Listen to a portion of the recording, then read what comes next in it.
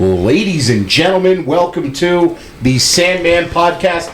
I am your host, Brian W. Tosh, joined as always by our resident hack checker, Oliver Fullington. Yep. Our producer and co-host, El Hilo del Hack, Tyler Fullington. And the man whose stories got stories, the hardcore icon. He's got 99 problems, but bananas ain't one. The Sandman Hack. How the hell is it going today? All right, gentlemen, I just have one song to sing. Okay, song to sing here. Turn out the lights, the party's over. Johnny from San Antonio, hacking the Spurs drip right here. Dude, I've had this hat in my bedroom. It's wet to every fucking bed. This hat is old. Yeah, when was the last time they were good? I think this was yours. It used to be one of ours. Yeah, I think I bought it for you. Yeah, you steal Back in every the one day. of ours. Yeah. Okay, I bought it for you. It started as my hat, and then Ty liked it, so Ty kind of took over on it for a while, which is whatever. But you, I've had it for years and years. Hack has been stealing my hats since I've been in like 6th grade. Can you put it back on, let's show the hat wall on the fucking podcast. This Can week. you put the hat back on, please, sir? I think it makes your drip here. Look at this guy. Dude, it's hilarious, ain't it? I saw this thing today. I'm like, this is perfect for the start of the And show. it matches your shirt, your Cameron Pink That's shirt. why I wore the color shirt this. I went through my wardrobe. I'm like, what can I wear with this hat? Matches your G-string.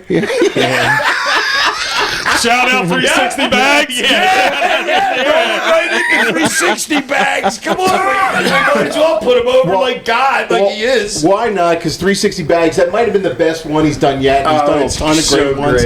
I laughed for so long. I was on mushrooms like really high when I saw that, so I was by myself cracking the fuck up. We posted the picture. Hack sent me the picture last week of him as a Chippendale. And you were cut, ripped, chiseled, and jacked back in the day. Stringy. I know, seriously. But, I know, dude, you look I was like me. young. I look like you, like in that picture. I was like 21. Yeah. I'm 21, 22, just out of jail. Literally, I'm a month out of jail. I just did 6 months in jail right before I did from the Super Bowl, the day after the Super Bowl to July 7th, and by September I was a Chippendale. That's my life. Were you I did 6 months in jail. A prison guard in that Shut painting. up. I was going to say, did they make you wear that outfit in jail too? The next time I went back, they did. Dance, Hack, dance. we'll get to that later with Public Enemy. But, Hack, do you have any memories of Chippendale? You got any Chippendale stories you want to share with us? Just getting fired. What did you for get fired? soliciting. You were soliciting. Yeah. Who were you dicking down?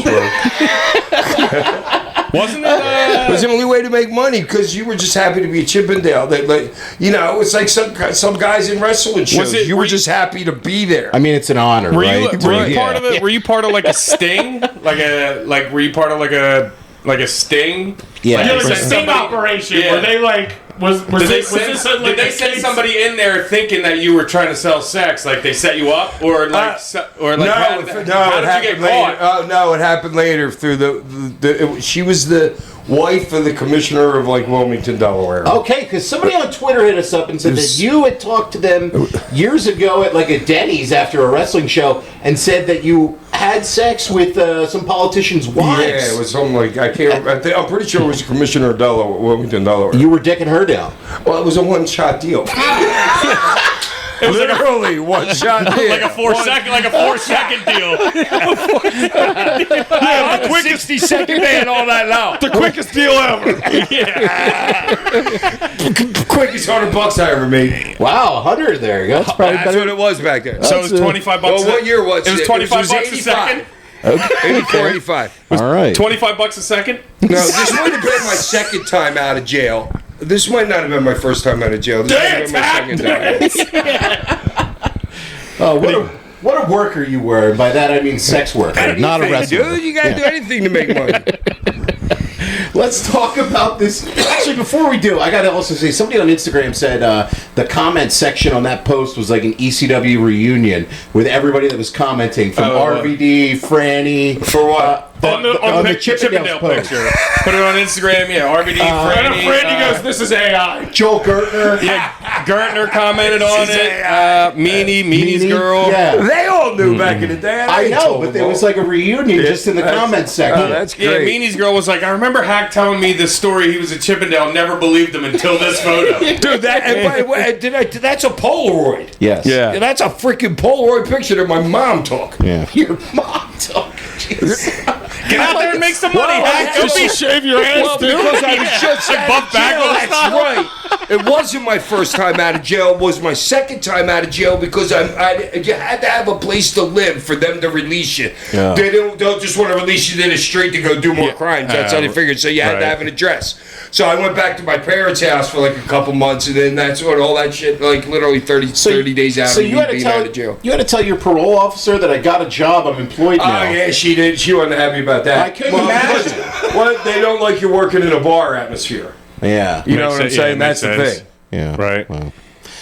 But you couldn't stop me from making a living. That's what my lawyer said. Right. Who could stop me from being a dick dancer? You know, I mean, you know, there's guys that are bartenders that are freaking that are on probation, and Some dudes just got to sling that cock.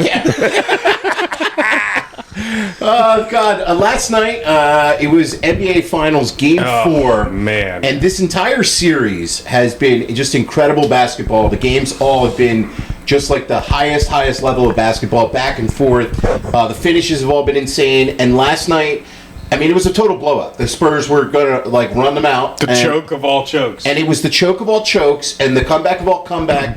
And that atmosphere in the Garden was just incredible. Oh, it was and making watching me want that, to puke. What was Fox doing launching threes all of a sudden?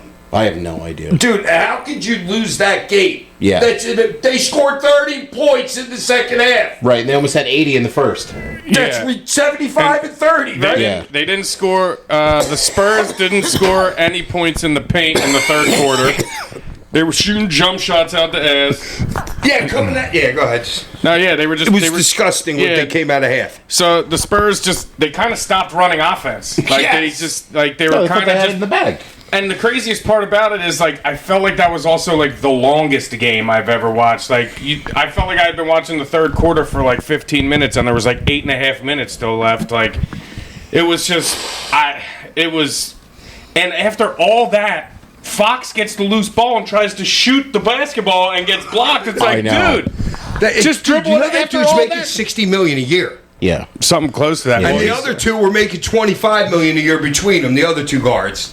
Castle and Harper, yeah. Yeah, well, I mean, That kid's making $60 million a year doing that stupid shit in that fourth. Look, Barkley said it today. He's like the only veteran player they have, pretty much. He is a vet. And I think he's 28. Me and Buck were talking about it literally a him couple and days Harrison ago. Barnes. Barnes doesn't even get on the court anymore. Yeah, that's right. Buck said he's was a on them good too. player. I mean, Fox is a good player, but he has played like shit in the series. No, he hasn't done nothing. Yeah. And what does he do with launching threes? I have no idea, honestly. And that just the comeback from that Knicks. How about the play OG made? No, first of all, Fox wasn't guarding him. He left to go cover Brunson. Well, no, OG was the inbounder, and they weren't even covering the inbound to start the thing. They were trying to double Brunson, to stop Brunson. Yeah, and they got Brunson the ball, and they always say the most dangerous person on the fucking court in that situation is the inbounds passer, because he's always going to get. Typically, he can get the pass back because everybody forgets about him, and he didn't. He ended up crashing. Nobody boxed him out, and I mean, it's an insane play by OG. Like following that up, tip over everybody. Like it's. When you watch it again, look who's the next guy that will tip that in if that's missed. There was someone else Towns there was too? right there. There was a couple. It wasn't a San Antonio guy. Towns was right there. If that ball bounces on the rim, Towns was right there. Yeah, there was a couple Spurs hands like around. It's What an insane way. Wemby misses 2 free throws down the stretch, that's too. just straight and Oh, that was. I said to my roommate He last don't night, I said, miss. man, he's going to miss these. I could see it in his face. He's going to miss these. I he could would, see- dude. He looked exhausted. He did, and you could see it like these Yeah. big gulps. I mean, he always has this delayed free throw attempt. Like he always does like the 3 deep breaths. Yes, he where centers does- himself yeah. and then he takes it. But I could see in his face the panic. Well, he didn't get much. He didn't get much time off because they took him out for like 2 minutes early in the third, and they started making that run, and the coach put him right back in the game. Yeah, but dude, there was plenty of fucking. There's fucking 4-minute, 5-minute fucking timeouts that the network has to And do. reviews. There's I know. There's a lot of time he's got to breathe, like Right. in playoff games, Oh, way yeah. more than a regular game. I mean, but he ain't had a season that he's played this many games. No, and the coach No, and and the you're coach playing didn't late do him into any June. favor. Ali, Yeah. who do you put the blame on mostly for last night? Like the first two? Probably the coach. yes, It has to be, has to be. And and he's like a rookie too, kind and of. I would put it less on the coach if there were more veteran players that were like crucial to their rotation. Yeah. Like they do have veteran players, but like, dude, there's a lot of just young kids they're out all there. young. Yeah. You know what I'm saying? And like, you got to put it on the coach. Yeah, Mitch Johnson's never been in this kind of situation. They didn't make any adjustments. They didn't say, "Hey, let's get some like deep possessions. Let's go something in the paint. Let's kind of like stop let's taking draw threes." up a play Yeah. to get fucking somebody a touch. And the crazy part about it is he drew up a fucking great play, the very last play. Yeah. Everybody thought it was going to go to Wemby, and Wemby set the back screen for Castle. I Castle know. was wide open. I know. And the problem is, That's you a have good point. the problem is you have Harper who's inbounding the ball, who's shorter, and he got the fucking ball tipped. He couldn't fucking whatever. I mean, he's a point guard. He's a good passer, but he's just a smaller dude. The so Knicks somebody's didn't- He's got a 36-inch vert though. The Knicks didn't lead in that game until 1 second left in that game. it's just. It was just it looked the Oh, same how thing about ever. how about hard slam that he missed? Oh, if they lost last Oh, night, dude. that's all we're talking about and today. he had a great game. Yes, he did, but that's all we're talking about That today. miss almost killed Larry David. You see the video? Oh of God, it? Larry David going When nuts. Hart missed that, Yeah. David like fell to the ground. I know, He it was like a "Oh." Devon seizure. And also, look what Anunoby's done in the last two games. The the last two games, he's going ape shit. Yes, he has. if they win, they're probably going to give the MVP to Brunson, but OG should probably get it.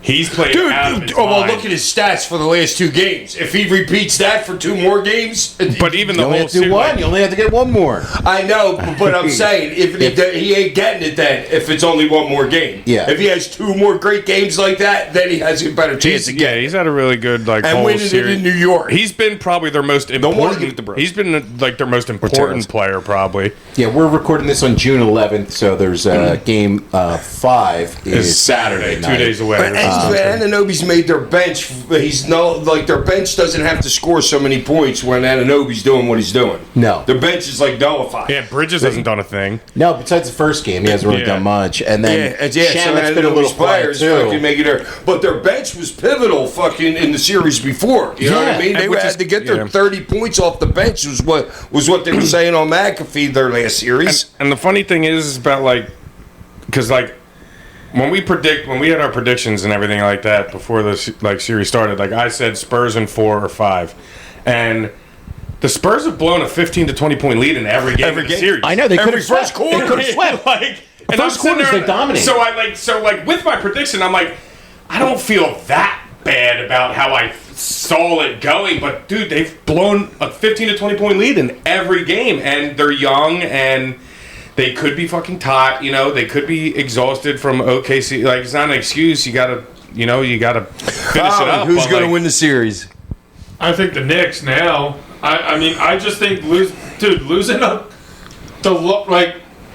losing a 30-point game like that, like on the road, that's just a backbreaker. They lost. for a team. They lost that heartbreaker kind of in Game 2 and came back and won Game 3 in New York. Spurs which aren't is, totally out of it, but I just No, it's possible. Just because I think the Spurs are that good, but Also, I think that New York, if they get down early in the next game, I think they start thinking, we'll go We'll back get it. home and win. Dude, Anything can happen in that 6th game. I'm thinking about putting like Makes sense. $100 Totally. on the Spurs on Saturday.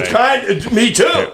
Well, the Spurs are plus 350 for the series. That's not juicy enough for me to hop in on it, but That's it. I know. At 3-1, they're still playing. Yeah. See, that means they still believe in them. that means Vegas does. Right. Yeah. Yeah. I'm just saying. Well, yeah, they've blown, like we said, they've blown leads every game. They've had them. They've come out and they've had like a double-digit lead at the start of the first quarter of every game. They come out super hot, and then even in all the games, it's 15 to 20-point leads they've blown. It's just, and dude, and you got to give the Knicks. I fucking hate giving the Knicks credit because I fucking hate them and their fans, but like.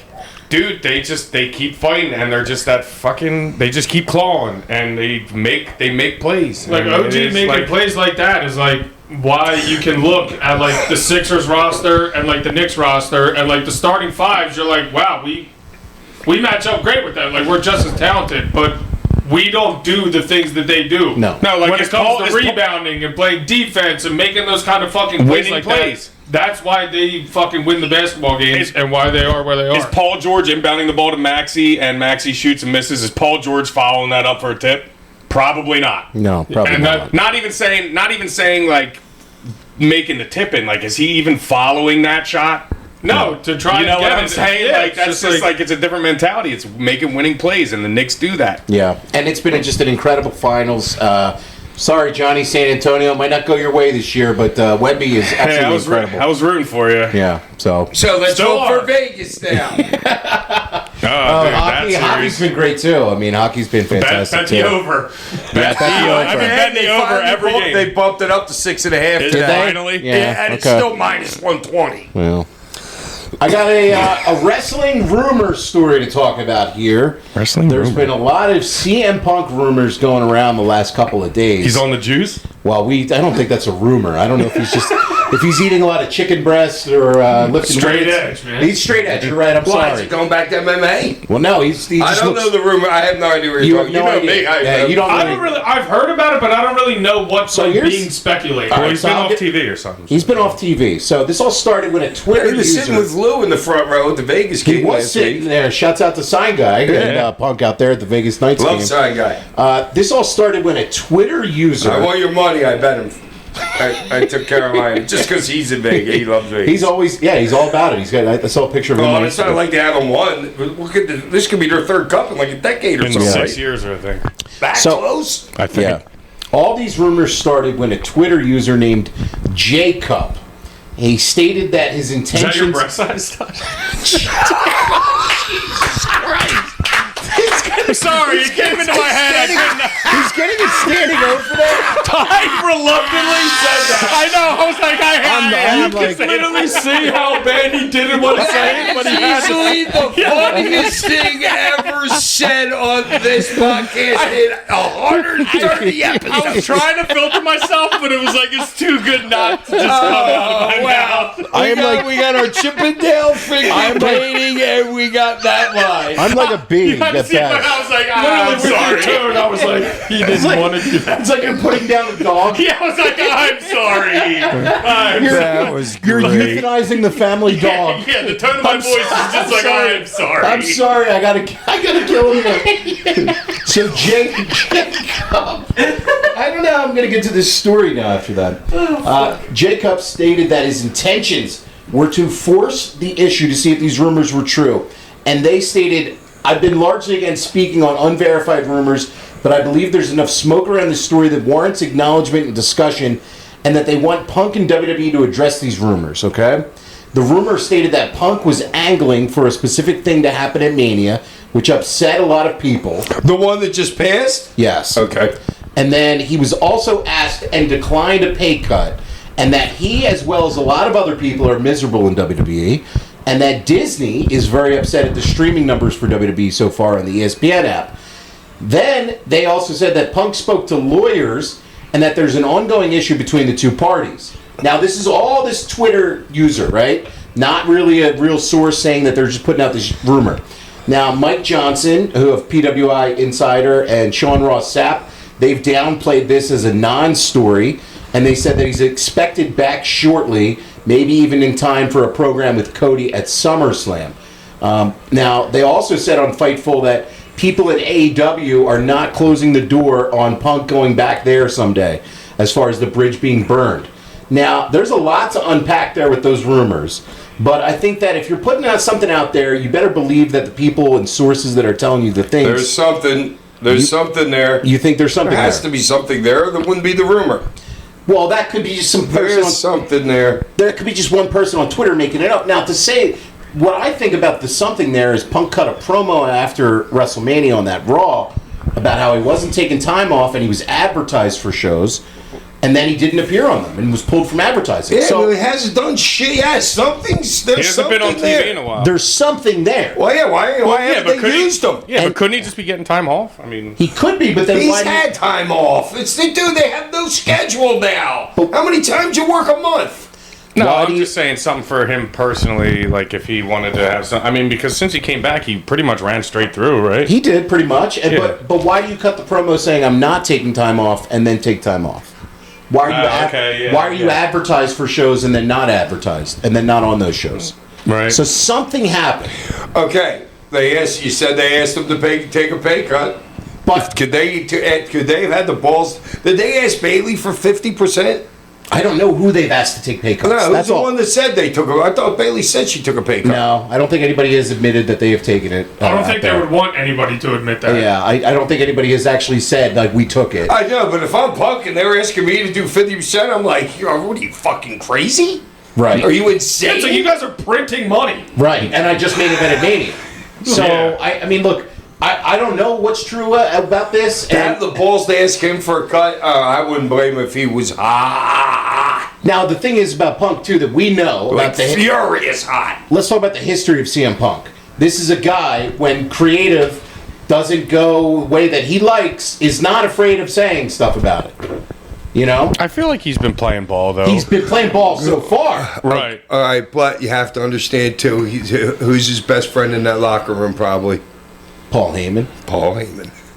Him and Paul get along, so something's going on. If you know what I'm saying, something's going on because him and Paul are like that. Right. You know what I mean? So there's something to that rumor. There absolutely has to be. Now, who knows? I mean, to me, I have no idea, and I'm like, I think as far as like people putting stuff out there on Twitter, that's like a rumor like that.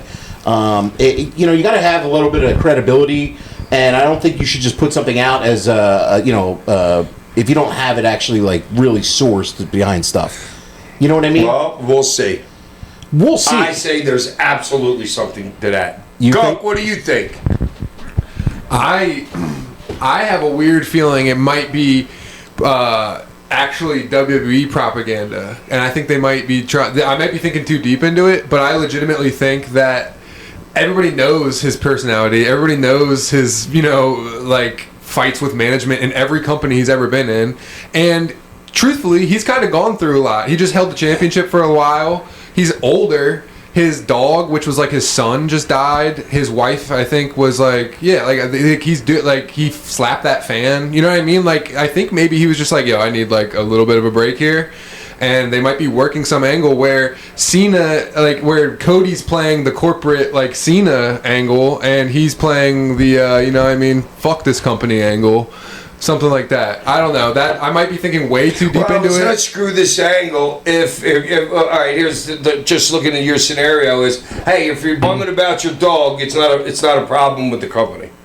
You know what I'm saying? That those two don't jive to me. Yeah, I don't know. It's just a thought. Well, I think, Gunk, though, to that point, though, this person on Twitter is very anti-WWE. So I don't think that would be WWE using this person to put this rumor out. He wasn't the first or the person to say something like that. No, but he was the one who's come on, whatever, using his platform to say this, though. So I don't know what's going on. It's certainly something right now. We know for a fact he hasn't been on shows. We know that they have asked people to take pay cuts as well. That has been reported. Dude, I wouldn't be shocked. Stars. Right. That has been reported. Yeah, I wouldn't be shocked. So if this were true, I wouldn't say, there's no way that could be true, right?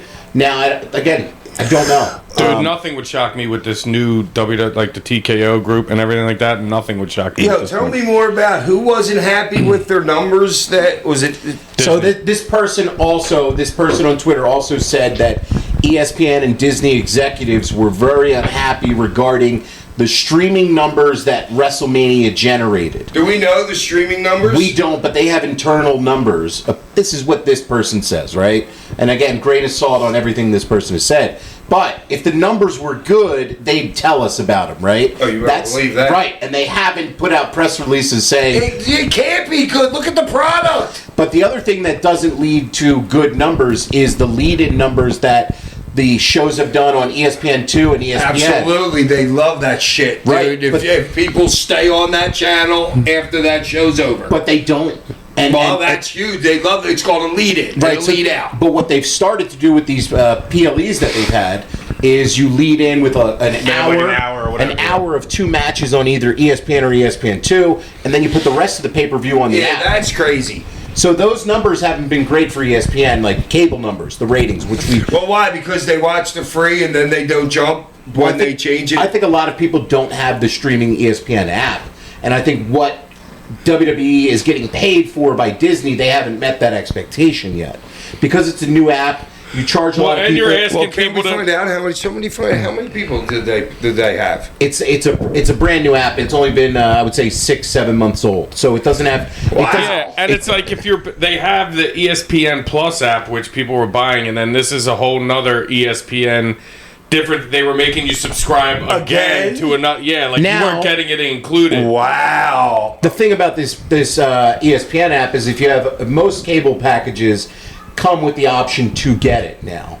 So if you have Verizon... Well, yes, because it seems like you got it, and then this shit came along, and they're just trying to charge you for it because you're not a brand new customer to the product. Right. Because that's thrown into the brand new customer product. Yeah, at first they were trying to charge you a second fucking fee. You guys have Comcast, and I you don't know. you don't get it. I don't know what the hell we have. But I have Verizon. You guys use mine to watch. Right. So it's like and people, if you have YouTube TV, you don't get the ESPN app package with your package. Right, you have to. So a lot of people don't have access to this and don't want to pay the $30. So the numbers, I don't think are Just that channel's $30? it gives you access to all ESPN platforms.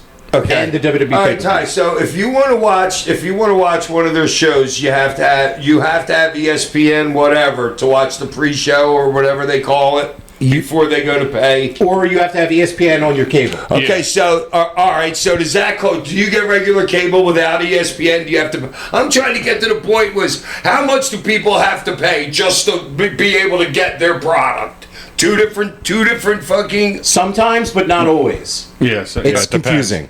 I know. Okay. If you were if you were like to purchase, if you were like a new Verizon purchaser, You get it. you would get it included. But like previously, for like somebody like us, like we would have to pay extra for it. Okay, so it's not on the other cable. It's not on the other not on provider. Comcast. It depends on the provider. Which one's bigger? Like in the United States, how many are they reaching? I'm getting a little deep in the. I was just gonna say, I think we're getting a little there. But Well, yeah, because I want to know what their numbers are. If they say they're not happy, I'd love to know what are the numbers. I don't- And what are even expected out of a brand new system like that. right, I think part of it was saying, hey, we know that this has driven people to get Peacock. When WWE moved the network to Peacock. Yeah, I liked it when everything was on Peacock. Their whole library and their pay-per-view and everything was there. Were numbers? I bet you numbers were higher then than they are now. I think Peacock. It's a way better. It was a way better product. Freaking Peacock was also a better service anyway than this ESPN app. So there's a lot. Is Peacock all over the United States? Yes. Okay. That's all over the world. Yes. Okay. That's NBC's and worldwide. WWE pay-per-views are with Netflix, so this is only in the United States. Oh. Yeah, you got to do. There's so much shit. I know. I'm trying to break that all down. Well, does anybody know what's Netflix saying about what they've been doing? Have they I'll released call and anything? ask them. Yeah, No, I'm kidding. no. Their last rating for Netflix. Now, again, it's all dependent on time of year, and you were going up against the NBA Finals. This past rating on Raw was the lowest that they've done on Netflix so far, as far as viewership. But that went up against the Knicks. No, yeah. Was Spurs it like a finals point game, something too. instead of a 1 point? Again, it's hard to. I'm not sure of all the ratings stuff. Right, there. 'cause of It's- Because streaming back in the and- day, because it's so broken up now that Yeah. a 1 isn't really a 1 anymore because freaking there's all these different fucking places to get you. Right. Yeah, That's why, if you remember, when we were talking about the straight up television ratings, when me and you were having that conversation about it, okay. and you were like, AW doesn't even break 1 million, and I was like, well, you have to look at the amount of homes that have cable now versus had cable before. That's why when we were in Manchester talking to Samoa Joe about it, he's like, dude, it's all fucking streaming. Max, they're on HBO Max now too, so they have it's a weird world. We're in this. And to me, if you get people like me, like suppose I'm not a professional wrestler, I'm a 65-year-old guy that liked wrestling his whole life. Me and my wife were on a fixed income. Are they getting all the? I can see them losing those people. Totally. Well, yeah, and if they don't have somebody like me to get you onto Netflix on your see TV. those two talking to each other, like hitting the friggin' like me talking to an operator. Come on, Bert. Yeah. Now, I will say, though, that this is not, like, solely a wrestling issue because, like, think, for example, when the Phillies are on Apple TV. When the Phillies are on Apple TV. Oh, yeah. Do you know what I mean? That's a joke. I feel so bad for the older people like trying to get it like. I know. Dude, that's why it's so great to have two huge televisions in the room, so you can have the Phillies game on, you can be watching something else, you never have to change channels, and a third and a third TV if you got the hockey game on. You know what I mean? That's good stuff, man. You have to have that nowadays. You do. So But yeah, during the NBA Finals, it was like this game was on Amazon Prime, this game was on ESPN Stream, this game was on Peacock. This game, it's like, Like dude. CJ the other night, he was watching the one baseball game on something. He was watching the NBA. Like one was on his computer, something was on his phone, and something was on the TV. Yeah, So that's how 17-year-olds watching it now. Computer, iPhone, and actual like cable. yeah, I got a 3 TV set up in my apartment. I mean, you got it. Like, if you're a sports fan, I feel like it's Yeah, if you didn't have us, you'd be watching Jeopardy and Wheel of Fortune every day. Oh, speaking of that, Well, you know what? If you're like, I don't know, if you're like a 13-year-old kid or something like that, and you're at your house with your parents and they don't watch sports, you're watching the game on your phone. yeah. Yeah. oh yeah, You're not kids are taking really- over the fucking living room TV. You know what I'm saying? So you're watching your shit on your phone. Yeah. If you can even get it. Like, if you have this, your parents allow you to get the subscription. Yeah, right. Oh, yeah, the country's broke, dude. Yeah, and it's a changing time. We're in this, like, transition period where it's like cable's dying and we're moving into streaming, but we're not quite all the way there. Cable still exists and probably still will, and we're kind of like, these companies don't want to lose out on the dollar, so we're in this, weird period. So I got World Cup. We've talked enough about sports here. okay. But we'll do World Cup next week. Absolutely. Yeah. It's You know just what I'm started saying? today. I already won a game on Mexico. Oh, way to go, Mexico. And I need a yeah. tie at the 10 o'clock game tonight because the two teams were like, one was like plus 130, one You was bet like... the draw, you loser? Well, it was plus 200. I was just trying to bet something to get yeah, some little odds. juice there. The best thing about that work, I don't know if you saw, Tosh, is all the European people over here finding out all the American delicacies like Waffle House and. Oh, that's wow. crazy. Shouts out to Malcolm. On Twitter, it's been like an absolute phenomenon, like Really? sweeping the nation. Yeah. Okay. Of people like going to like little like diner towns in like Indiana. It's like the Really? Swedish girl, and she's like, American hash browns are superior. Oh, you guys send me this. This is great. They Oh have no yeah, food. and she's like, this ranch dressing is amazing. Why don't we have ranch dressing? Waffle House. Waffle House, they were like 10 out of 10, recommend. When Like, they get to Philly, it's going to be cheesesteaks. Some dude from Germany. cream cheese. He started in Georgia, and he's going to Houston to watch like Team Germany play. But he's road tripping with his buddies, like all through the states or whatever. And he went to Auburn, Auburn Stadium, and watched a soccer game there. And he's like, "This is fucking amazing. That's Like, awesome. this is like the greatest thing ever." and they had the swag surf on, and he was like, was mind blown. It's literally like the European mind can't comprehend me. Yeah, so happening pay all attention at if you're once. on Twitter about like the Europeans Well, checking out a all. lot of people can't comprehend that. You have to go to Europe and see it. You have to understand, Europe is thousands and thousands and thousands of years old. We're 250. Yeah. You know what I mean? Who It's made just so different there. Yeah. What, It's who's just the weird. alliance with Lawrence, Kansas now? Oh, the Algerians. Algeria. I did see that. Yeah. That was so cool. I did see that. Yeah. Yeah, I this, did it's see that. the World Cup, dude. That being here is great. It's I just cool wanted to see mention that it's like, because I'm sure like we get bad publicity all over like the rest of the world, so it's cool to see that everyone comes over here and they're like, oh, it's not that bad. They're Yeah, having some good Yeah, he was in times. a Bass Pro Shop today. He's like, this store is, there's a gun range in here. Yeah, so be nice to a foreigner for the next 2 months. Yeah.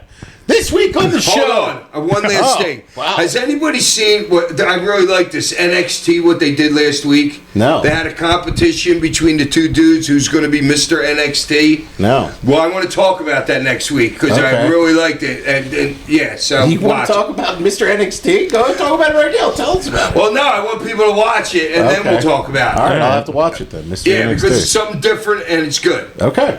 This week on the show, this is the first of our Hardcore Hall of Fame series. We are covering the Public Enemy. So we're going to be going over those who have banners up in the ECW arena. And I thought, who better to start off with than the Public Enemy? Originals. Man. Absolute originals. Originals. Hack, first off, what memories do you have of Ted Petty and Johnny Grunge? Teddy the best. Teddy at his like for me freaking at his farm. I don't know. It was sometime during the summer at his farm. Us and the kids getting on horses. Kelly actually mentioned that to me. She was like, "Yeah, riding horses at Teddy's farm or whatever." Yeah, well, Big Al was there. Al worked on his farm with him and stuff like that. 911. Yeah, so shit like that. Teddy was older than us, and listen, Teddy did not care. We'll get into Johnny later, but Teddy didn't care about partying. Teddy cared about pussy. Oh. That dude was the biggest pussy hound I had met until a couple other guys later. Wow. But he was the first dude. He would get on a flight to go screw this one girl. And fucking one with there was like one. No, he'd be happy shit. I'm telling this story, dude. He was a lady, dude. Your mom loved Teddy. She did fucking. Okay, No, he was suave, dude. He was Okay. great, dude. Teddy was And he would awesome. actually get on. Well, because he had so many miles, because he was always doing those tours overseas, like Japan and Korea and all those things. So he's like, yeah, I just get on a flight to go screw this chick and come back the next morning. Wow, we should fly her out instead to him. I mean, that's a better move there, Ted. But that's cool. What about Johnny Grunge, man? Just the drugs, dude. Okay. Wow, the great times we've had with him. He was a party guy. Oh, dude, handfuls of what were they? 1 milligram Xanaxes or whatever. The debauchery of it all. Okay, so he was. Wow, He was all of it. You were partying with him a lot. 100, yeah, all in. Like me, him, New Jack. There's some guys that are just all in. Okay, all in means whatever's you're there, all we're in. gonna do. Yeah, we're all in. You're all in. Okay, Yeah. it's a little different than AW all Yeah, in. everybody's all in. Yeah. Some people Some are guys that are just all in. Okay, yeah, so he was not a square. He was all in. So Grunge got his start in wrestling doing jobs in the I late was 80s. Teddy's most famous side. If you could, I'm not here for a long time. I'm here for a good time. That was a Johnny Grunge line Yep. right there. That was his line. He said it every night 10 times. Well, he was a late 80s job guy, and he was doing some jobs on WWF shows and other indies in the Northeast region. Who? Teddy. Teddy, I'll get to Teddy in a second, and he was going by the name Johnny Rotten. This was Johnny Grunge when he got his start. Now, Yeah, he Teddy, had that long hair, didn't he? And Yeah. he wore a singlet. I don't know if he had, I guess, Yeah, I'll he take wore your a word. singlet. I've seen some pictures of that. Rocco Rock, a.k.a. Ted Petty, went by the name of the Cheetah Kid, and he was a masked worker, and he worked in the AWA New Japan, where he worked and teamed with Benoit and going against Jushin Liger, and he also... Dude, just think about that, you guys. Just Jushin Liger is like a god over there, literally. And Teddy's like started out working with him like main events. Right. That's good shit. And he also started to do some shots for Tri-State Wrestling, Joel Goodhart's promotion, and some shots for WCW as a South African tag team in the early 90s. So do you have any memories of starting out with Ted Petty and seeing him at TWA shows back in the day? Do you remember like the first time you met him or anything? Or He might have had the ring. he might have had the ring. Yeah, it might have been his ring. Really? Yes. Okay, interesting. He was also working for Wing in Japan in the early 90s, and he wrestled some dark matches for WWF in 93. He went to Wing with me. Yes. And he was also in WWF in 1993, including the first Raw, where Rocco Rock and Johnny Grunge wrestled a dark match against each other. The very first Raw? Yeah, back in What 93. year? 93. 93? They Yeah. were out of ECW already? No, they weren't even started in Yeah, ECW they- yet. yeah. This is pre-starting in ECW. So they made their debut in September of 93 for ECW at Ultra Clash. Heyman came in with the book, and he gave them the gimmick of white guys who loved hip-hop culture. Hip-hop is starting in the late 80s and booming. 90s, and giving him the gimmick. And Heyman said he got the idea from a Newsweek article about the changing culture in America and the struggles for young men in places like L.A. in the early 90s. And the generation of today is more afraid of living than dying. And that was what Heyman had as their gimmick. But that's Paul. He's smart enough to see what's going on in the world. And I'm not sure if it's exactly this way now. But back in the day, shit started in L.A. 6 months before it came here. Because the world wasn't so connected back then. Shit started in L.A. way before it got to the East Coast. Yeah, well, always. This was Heyman tapping into because something. everybody didn't have a phone in their hand and all that. You didn't know that shit that was going on out there. And Public Enemy is one of those first Paul Heyman kind of like creations. And you see a lot of them where, you're kind of one of those. Taz is definitely one of those. The Eliminators. There's certain acts where you're like, like Heyman really put his thumb on this and really had a vision with it. Creating Public Enemy as two guys. 911. 911's a perfect example. That's why Paul's a genius. Right, like you're taking something, you see some kind of kernel of something, and you put something together and you make something out of it. That's why he looked at me in less than 10 seconds of meeting me. He said, "We're breaking that over your head tonight." The surfboard. Literally right away. It's the first thing out of his mouth. Yeah, dude. He knows right away. Boom, light bulb. Fuck that thing. Gone. So they made their debut at the Ultra Clash, and they defeated Ian Rotten and Jason Knight, and then they were feuding with the Bad Breed and the Bad Company. You remember Bad Company as a tag team? Well, I thought, is it the Bad Company, the Bad Breed? No, Bad Breed was Ian Rotten and Axel. Oh, wait. Bad Company was the other guy who had the girl with the red hair that I talked about. I was working for them when Paul told me that he had the blonde kid for the spot with Tyler. No, Damien Stone? Not Damien Kane, no. This was Pat Tanaka, Paul Diamond. Oh. Yeah. That was their team. They were also Pat Tanaka, old school piece of shit. Piece of shit? Yeah. Well, you didn't care for him. Well, no, he was just old school and didn't care about young guys, kind of like that. Okay, he didn't give you the time of day. Kind of like that. All right. So they were feuding. They had a triangle cage match, and they had a ton of just like brawls. Public Enemy was known for brawls. But Teddy could work his ass off. Yes, but clearly if he's working with fucking Liger. Yes. Yeah, right. But they were known for these brawls, and one of the things that they were known for going to the stage is going to the stage with the stage dives, but the tables, and really popularizing tables in professional wrestling. They're not the first people to do a table bump. Table bumps happened in the 80s and the 70s too, but they really were the first act to really popularize putting people through tables, even pre-Sabu. It's right around the same time. Teddy used with to love doing the moonsault through the table. Love Yeah, that. the man. half fucking moonsault. Yeah. Can never fully get it. But there's not too many people in the business that could say they were the first at something. Public Enemy really. I know, except me, like 8 Oh, of them. okay. We did enough of that last week. All right. But, That emailer had 150 of them. Yeah. But to popularize tables, which I mean, honestly, if you watch a wrestling pay-per-view, you can't go a wrestling pay-per-view without a table bump. And You can't go without somebody screaming, like the crowd screaming for it. Slim Jim table bump. Slim Jim now, thank you for that non-sponsor and fucks for us. They feuded with Bad Company. They had a South Philly Hood match at November to Remember. Oh, wait, tell me the one about when there was a bomb match and the bomb didn't go off. You don't have that? There was it basically was like I forget what show it was. No, it But I've is. seen- Shame. That's here you try and weasel your way out of knowing this story. I've seen clips of this, and Todd was talking about how they had this whole bomb set up for the match, and when it went off, it was just like the explosion didn't happen at all. Okay. Like So AEW? this is what they thought they had a bowl filled with gunpowder. That was their bomb. That was their setup for the bomb. Okay. And it got kicked over. It got kicked over, and then they made the sound with over the speakers, and the crowd just was like. That was like when Eddie Kingston acted Because like they the kicked building was over going to the blow fucking up. explosion.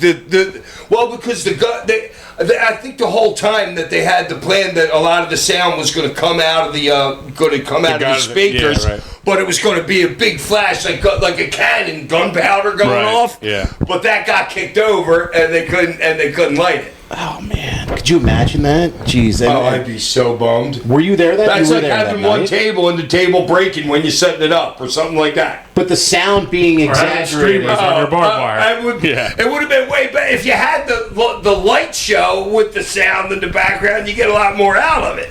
Man, that's horrible. Yeah, but what it done. And I was like, oh my God, how are we going to get past this? But- like, this is bad. It still like, this survived. is- well, the first thing that goes through my head, and not just mine, other people, was Shockmaster. How do you get past that? Well, I guess they're lucky everybody didn't have a computer in the pocket at that point. Yeah, the phone, yeah, dude, like the Shockmaster. I'm like, that's how bad that was. So they were also feuding with the Bruise brothers, your boys, the Harris twins. They were great. They were good boys. And It was all once I got to TNA. yeah, they were fine with you was there? fine, yeah. Okay. On March 6, 1994, they defeated Kevin Sullivan and Taz to win the ECW Tag Team Championship for their first of 4 raids. I got a question, Tosh. Do you know when the hand wave started? I don't know the exact... Nah. Yeah. I can't even do it The now. hot- My arms are hurting. What a great song for them. The Hot Stepper, that song is so synonymous with Public Enemy. Yeah. And that crowd participation. I feel like they did it one time, during their match, or after, And it just post-match, caught on? and it just kind of caught on, because you know them, they were always after they'd be partying, Johnny, Yeah. this, that, whatever, and then Teddy probably started just doing this or whatever, and fucking it just picked They up, must not have came out with that music the very first time. I don't know. Yeah, We got to either. find out. Yeah, I'm not somebody sure. find out if Johnny and Teddy came out with the hop stepper. Yeah, is So- that what's it called? The hop stepper? Yeah. They had a match with... This is the weirdest match. It was an Ultimate Jeopardy match with Public Enemy teaming with Shane Douglas and your boy Mr. Hughes, the Panhandler, to take on Kevin Sullivan, The Bunker. Taz, Road Warrior Hawk, and Terry Funk in an Ultimate Jeopardy steel cage match. And they had a stipulation Is where... that Bloodline rules? I have no idea, where they said if they lost, they would have to disband. But Shane Douglas won the match, pinning Terry Funk, and then later Public Enemy ended up going on to feud against Terry and Dory Funk when Paul Heyman had them attack Terry Funk, and he was paid off because Funk was feuding with Sabu. Heyman was managing Sabu. I can't follow any of this. I'm lost. Okay, I'm just giving up. This is Yeah, right. Some big 1994. clusterfuck It's a thing, giant yeah. clusterfuck. So they're feuding now with the Funk Brothers, and they have a barbed wire match with them. They go and feud more with the Bad Breed. Oh, Dory came in. Dory came in for a barbed wire match I forgot all about that. and a series with the Public Enemy. And this was the Hey, point. dude, could you imagine that? Not even Ted. Well, no, Johnny more than Teddy, because Teddy's been somewhere before. Johnny ain't been anywhere, and all of a sudden he's in there with Terry and Dory Funk. I know, it's I insane. mean, you gotta be jerking. I'd be like, get down and blow both of them right there. Thank you for just being near me in this ring. So Public Enemy then go on to feud with Cactus Jack and Terry Funk, and this is maybe one of the most famous moments in ECW history. It was shown in pretty much every video Brandon package. Iron? Well, this was the fans throwing the chairs in the ring. The sea yes. of chairs coming in the ring, and Grunge and Rocco Rock were just completely buried under there. And it was kind of like an organic moment where they were just 100% organic, yeah. winging chairs in there, and it was just like... Well, I think Terry asked a fan for Right. a chair, And and, then one threw him in, and then he didn't catch it, so he asked for another one, and that's when just everybody started throwing And it. Terry's standing there for like 10 seconds, and finally he goes into a corner after ducking a couple Oh yeah, of them. Cactus takes a powder, he's out of there, and then Johnny and Teddy are pulling chairs over their head to lay there. And the best thing is, if you watch it again, watch the way Ted. It's physical comedy. The way he gets out from under the chairs, like tripping and shit like that. yeah. You know what I'm saying? That's old school physical comedy. They also had the famous scene where I believe this was down Was this in Florida. the ring collapsing? The ring collapsing in Tampa Bay, I'm pretty sure. down in Orlando. Florida. with the fans. was Tampa? Yeah, down in there, and the fans coming in the ring, which is insane. Those two clips were probably shown every ECW video packages. They're lucky a kid didn't lose his legs on that. Yeah. Oh yeah, 100%. If there's a kid underneath that's a lot of weight, dude. If some kid's legs were underneath there, that kid's legs were gone. Somebody could have died there easily. Absolutely. Easily, somebody could have died. Yeah. And as the guys are going to get in, somebody's in front, gets pushed underneath the ring. Next thing you know, 3 seconds later, boom. Thing's on top of the kid because he's trying to get out from under it. The thing comes down and cuts his head off. No, they were so lucky. They really were. They dodged a bullet there with that. Yeah. They ended up losing the tag team titles as Mikey Whipwreck and Cactus Jack beat them in an upset. And ECW now rebranded to Extreme Championship Wrestling in 1994. So this ECW is still just Eastern Championship Wrestling up until this point in 1994. Now this was after Shane Douglas threw down the NWA World's Heavyweight title. So yeah, it's just, extreme word was hot as shit back then. Right. It was that new hot word. Right, and it fit the brand of wrestling that you guys were putting out there. This wasn't like anything else that you were having. This was something different, and they ended up feuding more with the Bad Breed, Too Cold Scorpio, teaming with Ron Simmons in '94 as well. Ron Simmons in ECW is another name where it's like he's a good old boy. It's interesting that he was working there. You know, it's like kind of people forget that sometimes. You teamed with him a little bit. You worked with him a little bit too. Who are we talking about? Ron Simmons. I teamed with him. Yeah, there's some matches with you. That's never happened. Yeah, I believe you teamed with him, dude. And if it was a 5-way or something, as me and him in a tag, I would say absolutely not. But I'm an idiot. Oh. But I would give it. I would say 8-1 that I didn't. I give anybody plus 800 plus. You already owe me $40, so I don't know if I want to let that ride. You want to double or nothing? That it wasn't me and him in a tag. 8-1 odds. I might want to take that. I don't know. I don't know if I want to let that 40 There's ride. got to be more people, but I'm an idiot. But I cannot imagine me forgetting that. Their second run as ECW champs was up until February '95, where they lost to Sabu and Taz. Were they going to WCW? No, that was in '96. So I'm going to get there. Right. They also did a tour of Japan for Wing. And you were there with them at this point in Wing. Any memories of going over to Japan with Public Enemy? Partying over there? Was that no, that was... It was you, Jason? I'm trying to get... I know, but I was there without him once, and I was there with him once. Okay. No, well, I know. Oh, yeah. It was bad because Wing was a small company, so we flew to Japan. We leave here. We all meet in Philly. We fly to Detroit. Then we take Detroit to Narita Airport in Japan, in Tokyo. That's 14 and a half hours. Then we got on a bus and rode like 10 or 11 hours to the town. And then we didn't even get a hotel because the town was so small that they didn't even have like a hotel in there. So we went into like a freaking, kind of like a Roman like bathhouse, like for lack of a better term. It was like a men's club kind of place that we were in there. And I just remember waking up there at this place, and I'm like, where the fuck am I? Did your ass hurt? I was... Yeah, I was on this cot by this pool of fucking... I had no idea where the fuck I was. Okay. Yeah, that was a good tour. In April of '95, three-way dance, they won the ECW Tag Team titles again for a third time, defeating Benoit and Malenko and Rick Steiner and Taz in a three-way dance. Well, was this when Benoit and Malenko were going to WCW? I believe, yeah, because it's '95. It would be right around the same time. Yeah, that's when Nitro It makes sense why they would be losing the strap then. Right. And I love the shit that they would. I don't know when this happened, but like when they kind of took Mikey under his wing and they were like, Cactus? Public Enemy. The Public Enemy, and they would have like Mikey like pickpocket like Joey Styles and shit like that. And oh, dude, they had him climbing a ladder, drinking beer in one of those for the training things. video. And he had the cornrows. They put Mikey in the cornrows. That was some funny shit. They also were kind of kings of those. Johnny was great in promos. Johnny and Ted, those guys just played off each other. Yeah. Johnny! I was just going to say, like the closing ECW montage promos that they would do. Rocco. Yeah. Public Enemy were the stars of those ones. Oh, yeah. They were perfect for that short promo, and they had their lines, they had an energy, they had a vibe, and they had a look too. Like and Johnny had no problem playing his role. Right. Some guys wouldn't want to do that. Like play that half-ass stupid fucking kind of thing role. But no, Johnny knew it was gold. And I think it was when they did. I think when Mikey had the cornrows, I think it was like a 6-man tag cage match. With you in there. Yeah, with those two and Was Mikey, Ron my partner? and it was you, Scorp, and New Jack. I want to say I think you're right, Ty, yeah.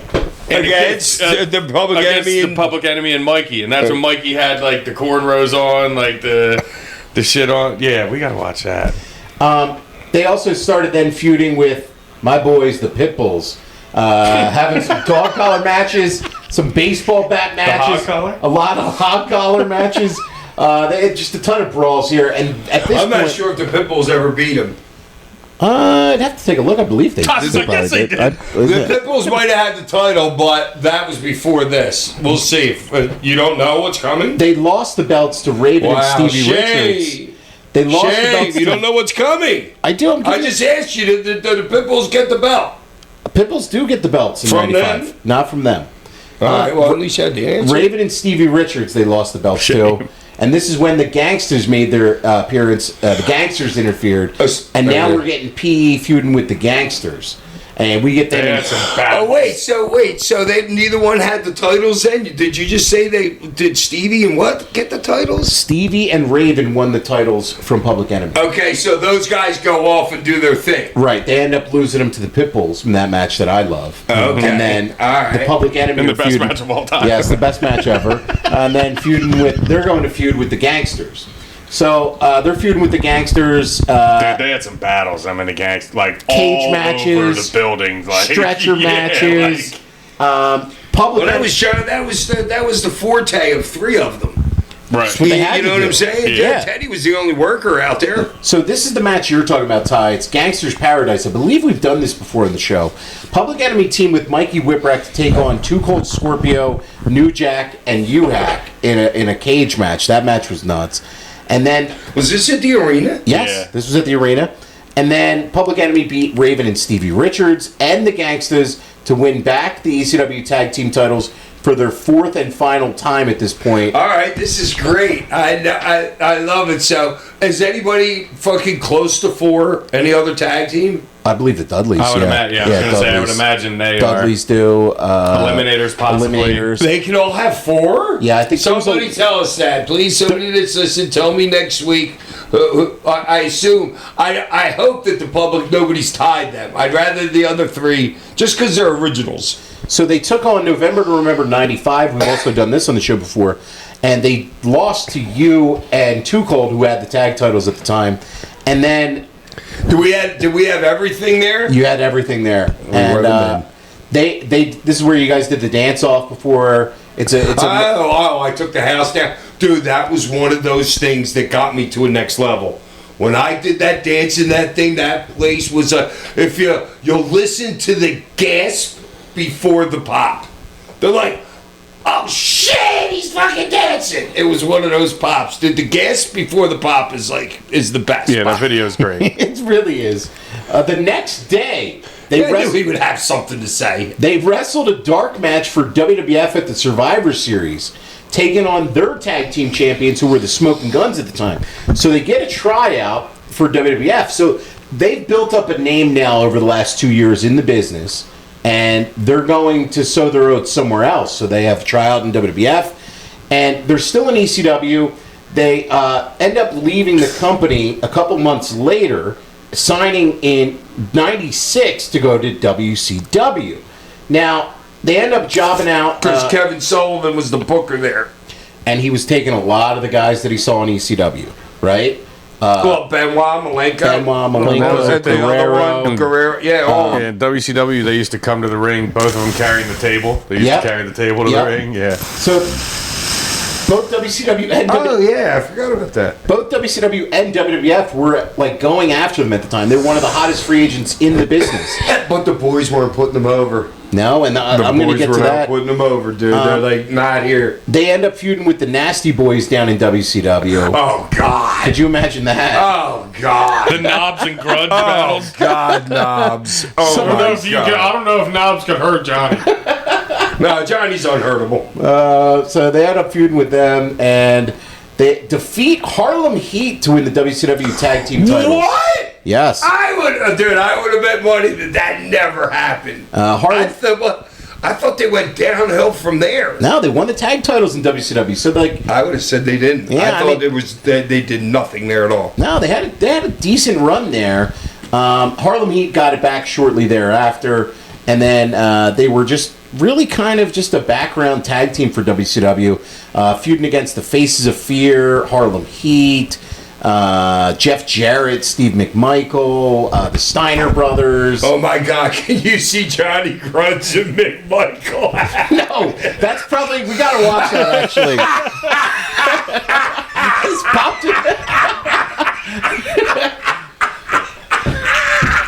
That's just funny thinking about that. That is Helen Keller and Stevie Wonder out there.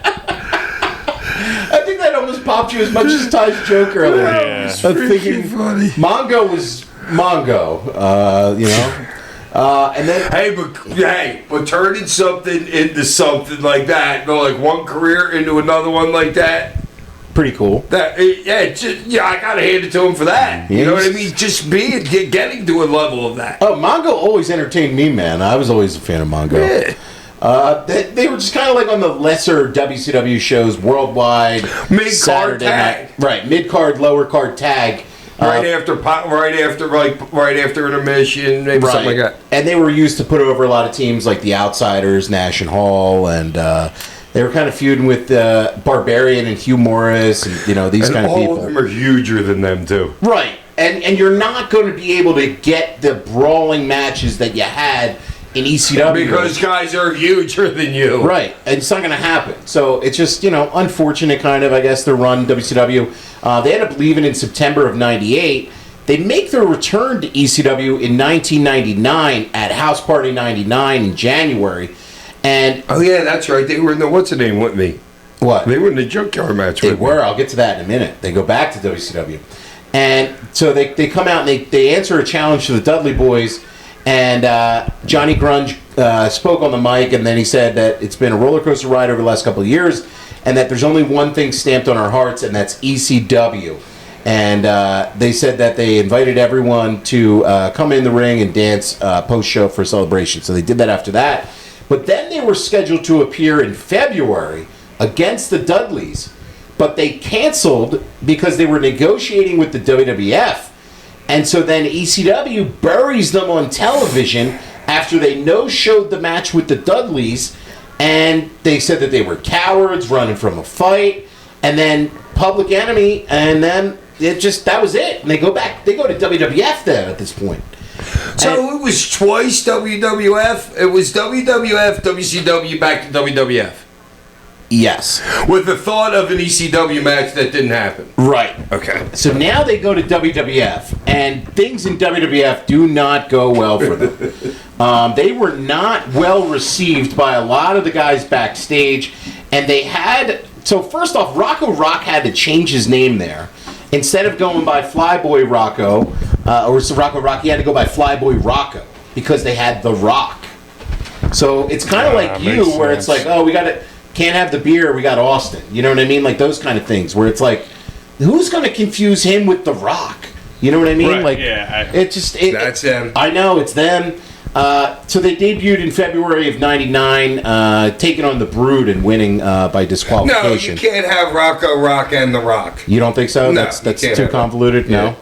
So they end up going and they have a historic match on a Sunday Night Heat where they lost to the Acolytes, the APA, and Two other huge dudes. Well, JBL had some heat here, and I'll go over this because I guess they were brought into WWF by Terry Taylor, and Terry Taylor had a lot of heat with the boys at the time, and Brad. Oh, big surprise! Terry always had heat. Yeah. Well, yeah, because he danced on that. It's like, I don't know. Sometimes I think he was supposed to take heat also. Like in the position that he's put in companies. Oh, he's set up to be a stooge almost. He's the heater. Okay. Yeah, as they call him the heater. So they changed the finish right before of a squash match where they were going to be driven through tables by the Acolytes. Call him the heater. So the Acolytes were then told to make sure that they go along with the original planned finish of the match and they turned it into a shoot pretty much on them. And if you watch this match, they absolutely beat the shit out of the Public Enemy for the 4 minutes that they're out there in the ring. I mean, Two big dudes. They beat the dudes, shit out of them. Big dudes. The APA and Bradshaw said that they ran the Public Enemy out of WWF because they were fired very shortly after this, a month later. And yeah, they just did not get over. They had a lot of heat in WWF, and that's. I know, but I don't understand where the heat was from. Well, it was, Teddy was. I mean, they didn't want to do the finish of the match right before they went out, and then Wait, the finish of the Accolade match? yes. What do you mean? They didn't want to go to Teddy. Would have no problem. Either one of those two would ever have a problem with the finish.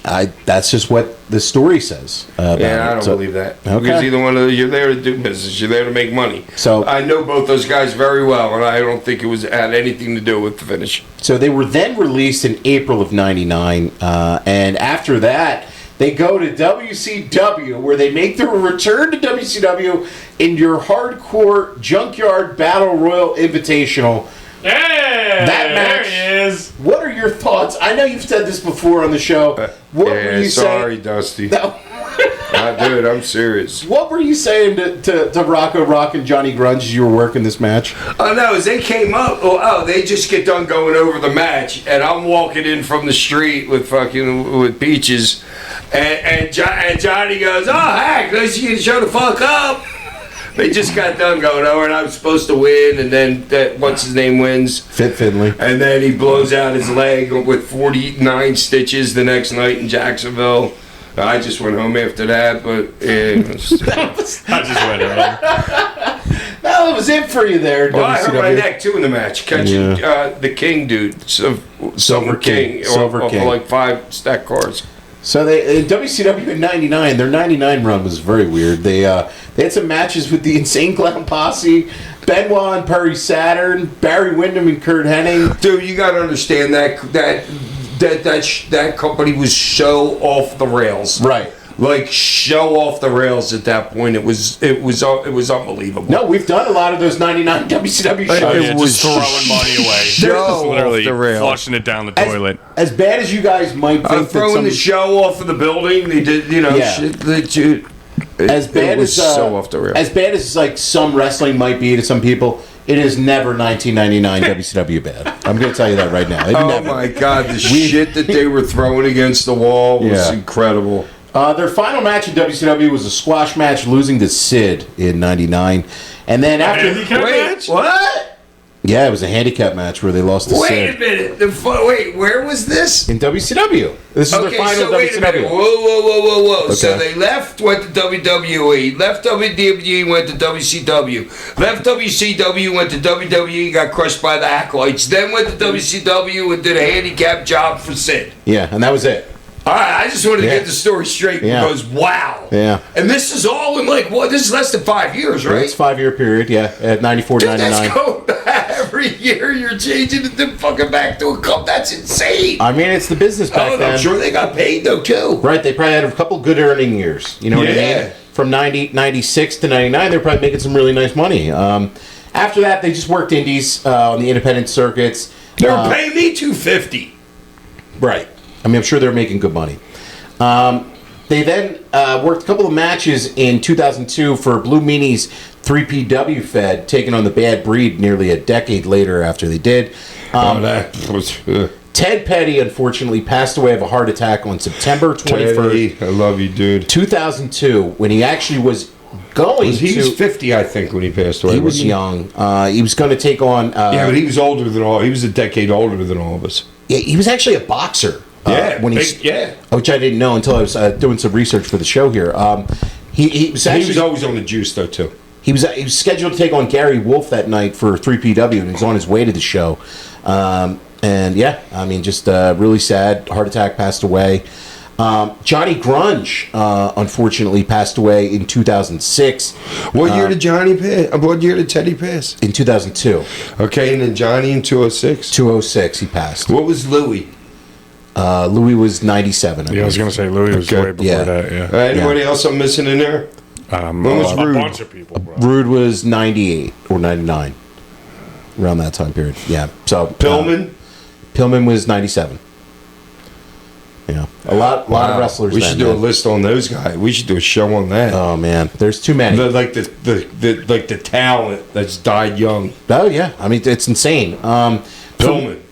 For many years, the IWA Mid-South professional wrestling company that Ian Rotten was running in Indiana. I worked for him a couple times there. Yeah, they did a tournament memorializing Ted Petty, the Ted Petty Invitational. Previous winners of that were AJ Styles, Matt Sydal, Low Key, Mike Quackenbush, Chris Hero, and the 2004 tournament hack, the Ted Petty Invitational, is among the best wrestling tournaments you'd ever see. The finals was AJ Styles, Samoa Joe, and CM Punk. Wow. Dude, Wow. this tournament is insane. It's one of the best tournaments of all time. All right. Well, hey, So- Bill, good. I like that. Ted Petty Invitational lived on for a lot of years. So the Public Enemy, man, they're considered to be among the greatest tag teams in ECW history. Absolute innovators. They definitely. Gunk should do a Ted Petty Invitational. Oh wow! Bring it back. Bring it back. Steal it from IWA. Why not? Why not? Do it.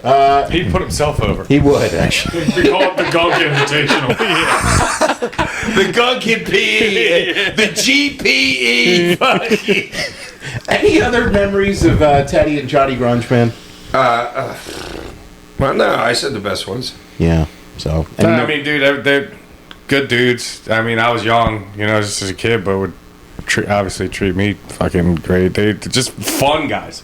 Yeah. From what I remember, they were just fun dude, like down there, like you said, mom, family, love, daddy, dude. like just really good dude, good workers, like good career. Rest in peace, and absolutely Hall of Famers, well deserved.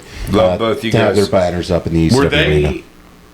I don't know if we said this or we were were they weren't the first to get were they the first to get inducted, or do we have any idea? Sure, I'd have to take a look to see that. Okay. See I didn't know when if they you got- chose them first just because they were the first, or just that was just a choice that you made. No, it's just a choice I made. Did so they ever have the tag belts in WWF? Nah, they never did. Because does any tag team have the belts in all three of those companies? I believe so. That's a good Well, question. it wouldn't be the Somebody I was answer thinking that. The Dudleys, but But they were never in Dudleys. WCW. Yeah, No, right. but they might have won like the WWF when they bought them. TNA. Versions. They TNA, might they have. definitely had TNA, and they had New Japan belts. I know that they've done that. So Oh, they've is that right? Yeah, so I mean, Benoit and Malenko, maybe. probably Might not together. Fucking not in the same together, company. but separate, maybe. So next week on the show, what do you got here, bud? Rocco Rock was the first inductee when he died in 2002. Okay, Yeah. Oh, all right. Hell yeah. Hall of Fame. okay. Good And then pool, Gunk. 2007 when Johnny Grunge. Well, I think he passed in 06, but in 07, Johnny Grunge, they put him in. Okay. All right, good pool, Gunk. Rest in peace to both, and absolutely well-deserved Hall of Famers for the ECW Arena. Next week on the show, we're going to be covering the anniversary of the murder and passing of Nancy Benoit and their son Daniel back in 2007. Hack, you were in WWE at the time. This is going to be some first-hand perspective on the feel and the vibe of the locker room and the company, and it's also going to be a celebration on the brilliance and the work on the career of Nancy, for everything that she did in wrestling, and I know she did a ton for you as well. So we'll be talking about that next week on the show. I know you were there in the company when these things were going down in person, so we'll be getting your perspective on that next week.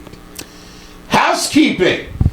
PWE 250 this Saturday, June 20th from the Bach Building. Saturday, That's this Saturday. The Bach Building in South Philadelphia. Griffin McCoy defends his PWE Heavyweight Championship First time ever defending. against the hottest free agent in pro wrestling, Steve Macklin.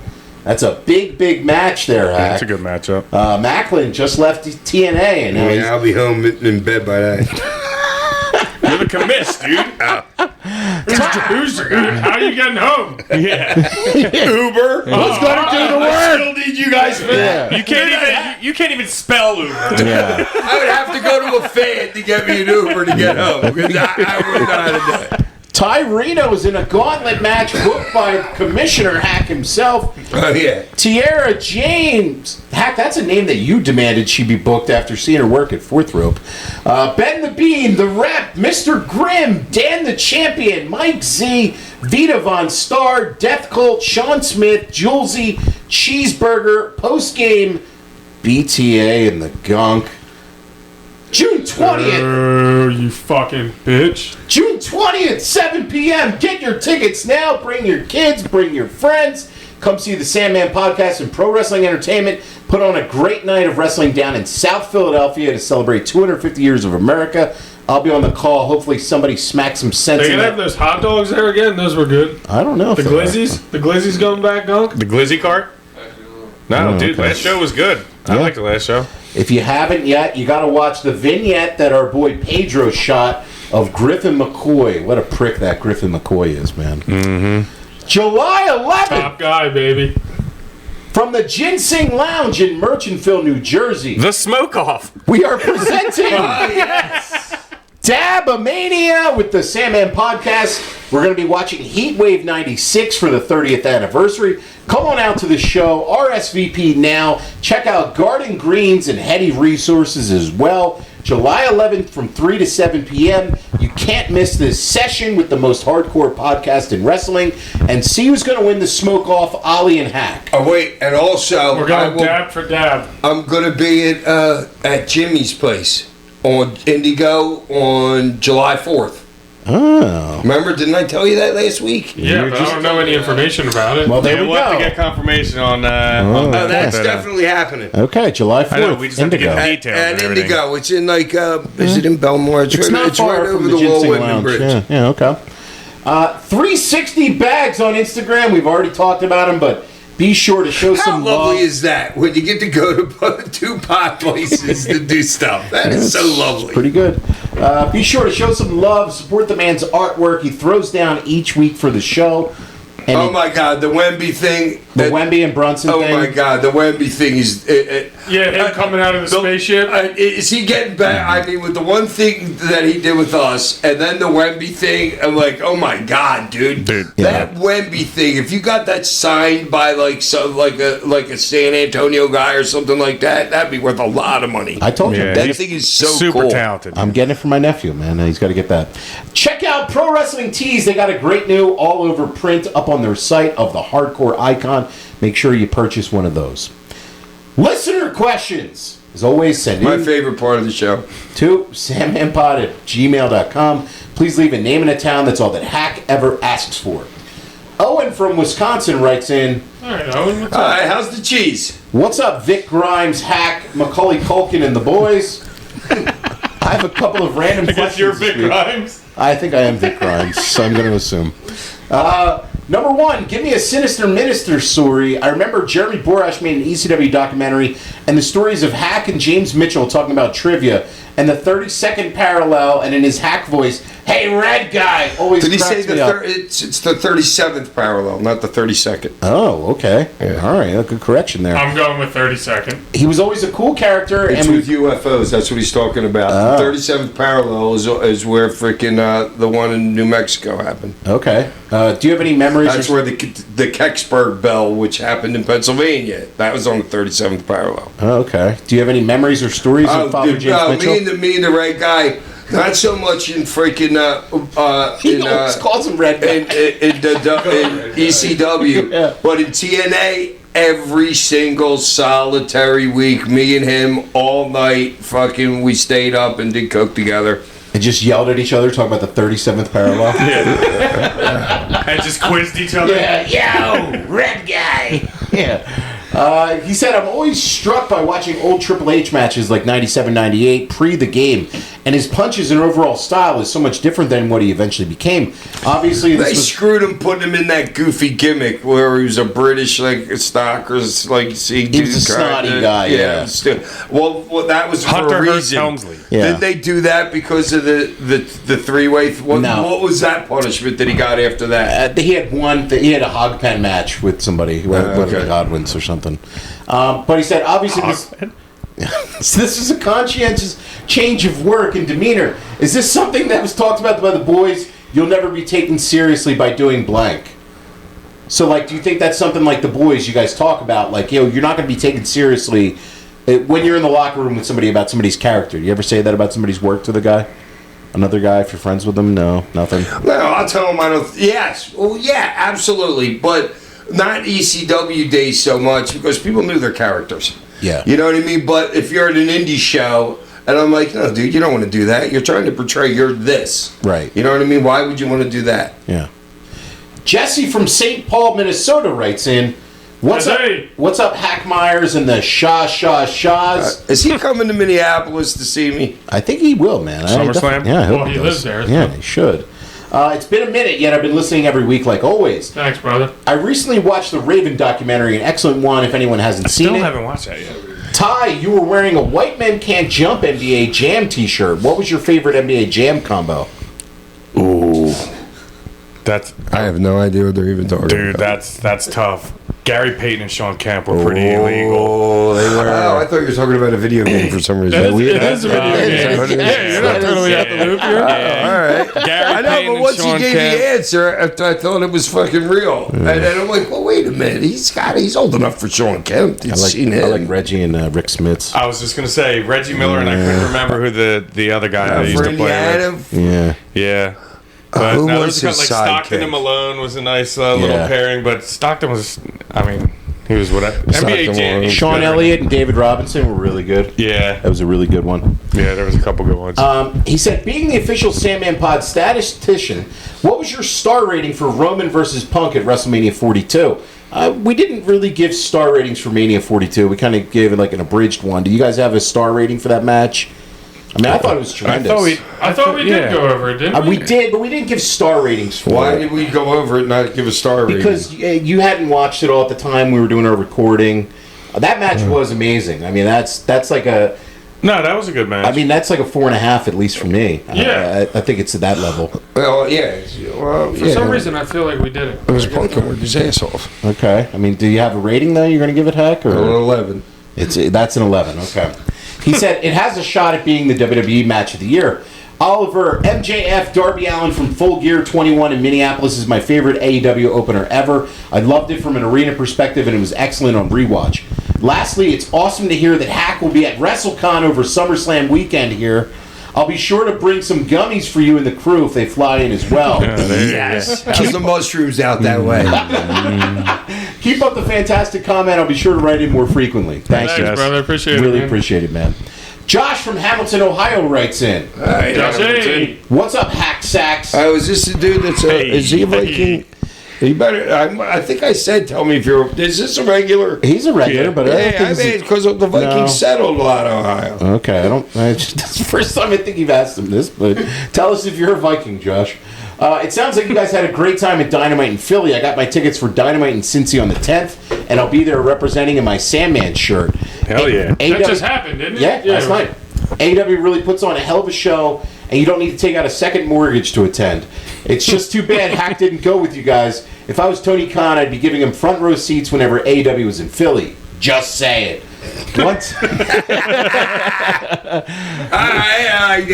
Once again, I'm here to say you guys have the best reviews of pay-per-views and PLEs. Thank you, brother. Why? Because we're the truth. Why do people? Don't people say the same? I don't know. Do people? They have to say the same things that we do. Not really. He said, whenever I'm not able to watch... Why? Because they don't bury it as much as we do. I think so. Probably not. Yeah. He said, whenever I'm not able to watch these events, I don't worry about it because I know you guys will have it covered. One event I noticed you didn't cover was the recent WWE Saturday Night's Main Event, which aired live from the Mecca, that is, Allen County War Memorial Coliseum in Fort Wayne, Indiana. The card felt under-advertised and much less stacked than the last 3 or 4 of these. The attendance was only around 9,000 at a listed capacity of 1,300. They only do... Of 13,000. 13,000. Sorry, I misread there. Okay, hold on a second. They only do 4 of these a year. And to me, it almost felt like WWE was checking a box for their contract obligations to Peacock because of how close it was to other PLEs in the European tour.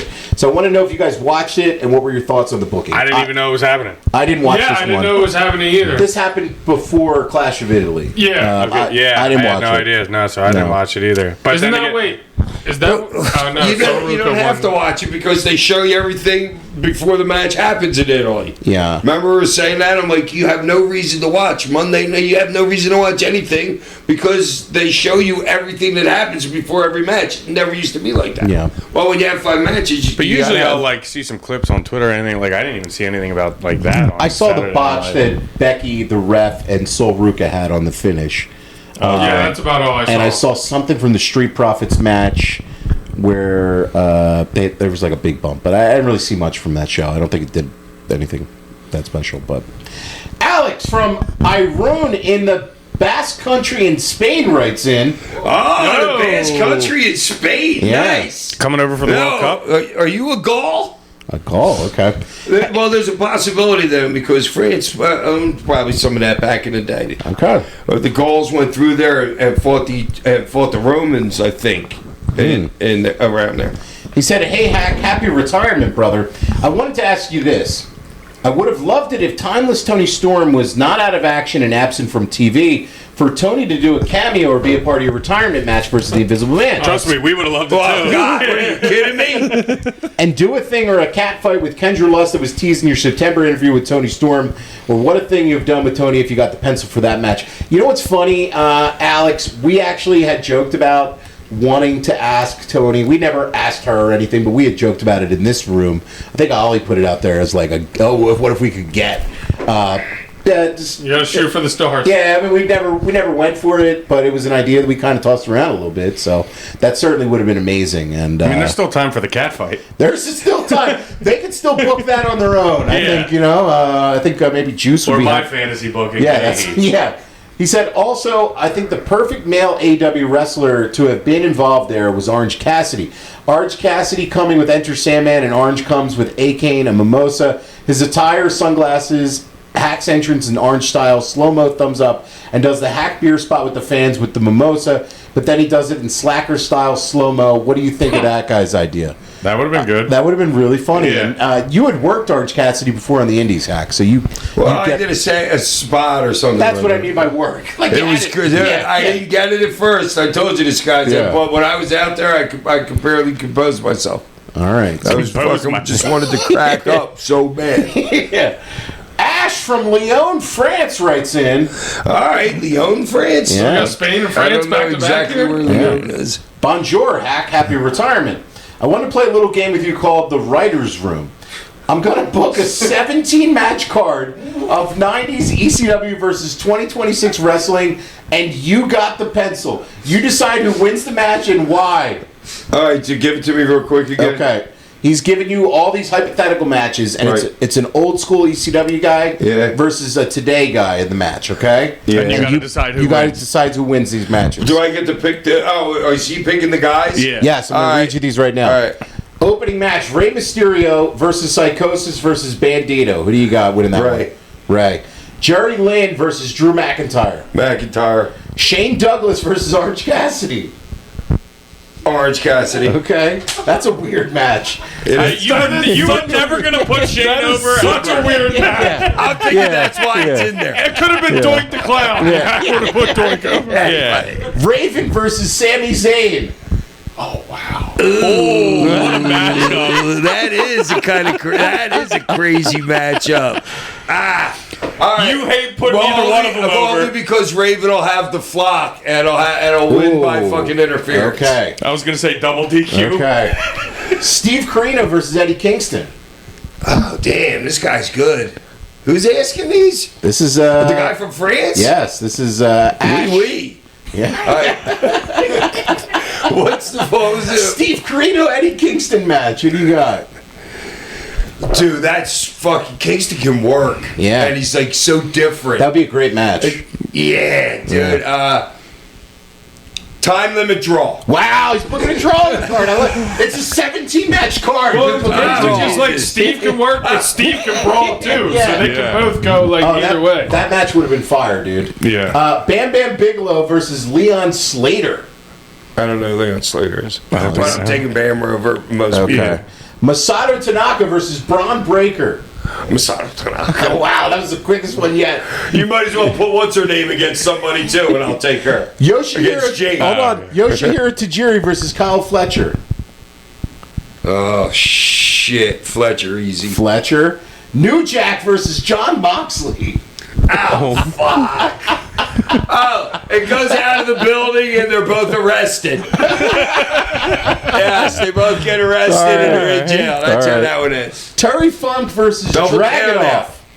Oh, what? Terry Funk versus Dragunov. I don't know. Dragunov? You know Dragunov? Yeah, he's a skinny white kid, right? He's He's kind of jacked. He's kind of jacked. He's on actually. NXT. You got Terry. Spike Dudley versus Obafemi. Spike. How many rows Giant killer. Giant killer. Giant killer. You think Spike could go into the first, like the upper section and Yeah. Boba throws him? Yeah. Yeah. Oh, Spike would call the whole thing. Tommy Dreamer versus Mark Briscoe. Oh, Mark Oh Briscoe. my god. Sandman. That fat ass Dreamer ain't beating Briscoe. Sandman versus Seth Rollins. Seth. Seth? Just everybody. Yeah. Oh, Hack's You taking could have the- had anybody on the side. Hack's taking the stomp, no doubt. This one is. Oh, yeah. That'd be good in the beer spit now.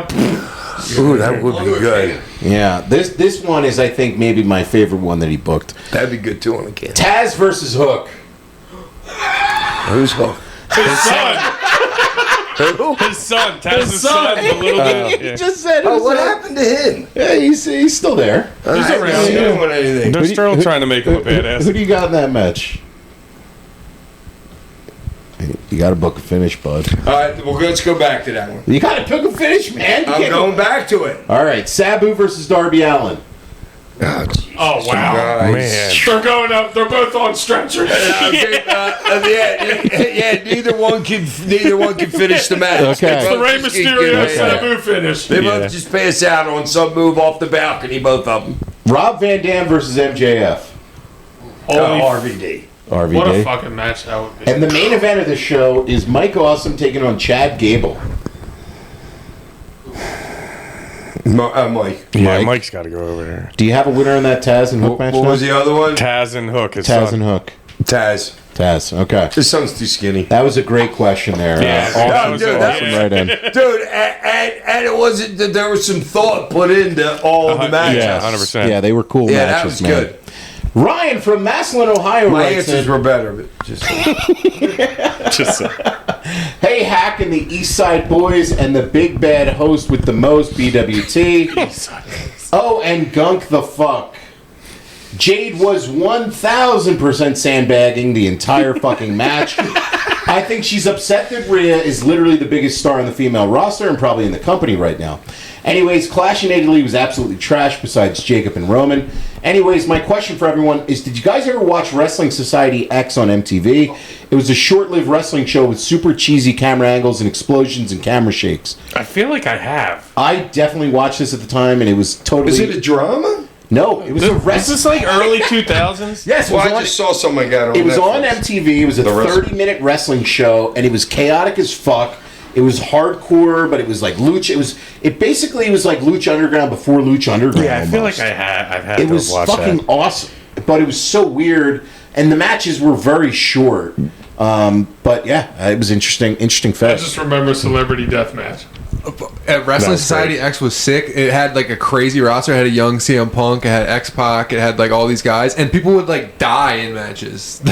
Like you'd get thrown into like a dumpster, and like it would explode, and I think you would like die in storyline. Like it was like it Yeah, was I feel wild. like I've seen it. I just can't remember. They had like Piranha. Like I don't Well, know. how many episodes they have? Who fucking knows? But it 8. was nutty.